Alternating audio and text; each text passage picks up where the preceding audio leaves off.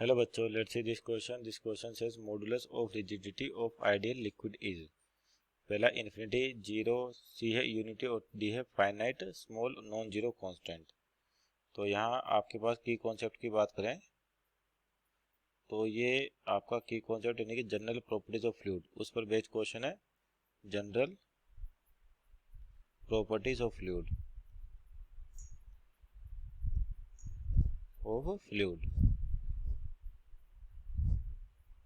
तो यहाँ पर आपको मॉडुलस ऑफ रिजिडिटी पूछा हुआ, जिसको अपन क्या कह सकते हैं, शेयर मॉडुलस भी कह सकते हैं. शेयर मॉडुलस लिक्विड के केस में क्या, शेयर मॉडुलस. तो मॉडुलस ऑफ रिजिडिटी या शेयर मॉडुलस, और क्या डेफिनेशन होती है इसकी, shear stress upon shear strain. तो शेयर स्ट्रेन क्या होता है, जैसे आपके पास मान लीजिए यहाँ पर कोई सॉलिड है, यहाँ पर मान लीजिए इसके सरफेस को लॉन्ग फोर्स लगाई जाती है. तो जो सरफेस आपका वो क्या करता है, डिस्प्लेस हो जाता है, यानी कि यहाँ के पार्टिकल्स आगे को डिस्प्लेस होंगे हल्के से इस प्रकार से. तो ये जो डिफॉर्मेशन आता है इसको बोलते हैं शेयर डिफॉर्मेशन.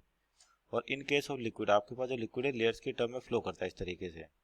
तो ये क्या होता है, जो आपका शेयर स्ट्रेन है कंटिन्यूस डिफॉर्मेशन होता है आपके पास. किसकी प्रॉपर्टी है, विस्कोसिटी, आपके पास लिक्विड प्रॉपर्टी, उसकी वजह से क्या होता है, कंटिन्यूस शेयर स्ट्रेन जनरेट होता है. यानी कि फ्लूइड की एक लेयर दूसरी लेयर को फ्लो करने से रोकती है, वैसे रिवर्स डायरेक्शन में या डायरेक्शन ऑफ फ्लो के अपोजिट एक शेयर स्ट्रेस जनरेट करके शेयर फोर्स लगाकर. तो उसकी वजह से क्या होता है, आपके पास यहाँ पर कंटिन्यूस शेयर फोर्स लगाएगी और कंटिन्यूस का होता है शेयर स्ट्रेन जनरेट होता है. यानी कि शेयर स्ट्रेन की वैल्यू इसके लिए देखी जाए तो शेयर स्ट्रेन लिक्विड के केस में क्या होता है, इनफाइनाइट होता है. तो यानी कि यहाँ से अपन कह सकते हैं जो शेयर मॉडुलस होगा, यानी कि modulus of rigidity, share modulus,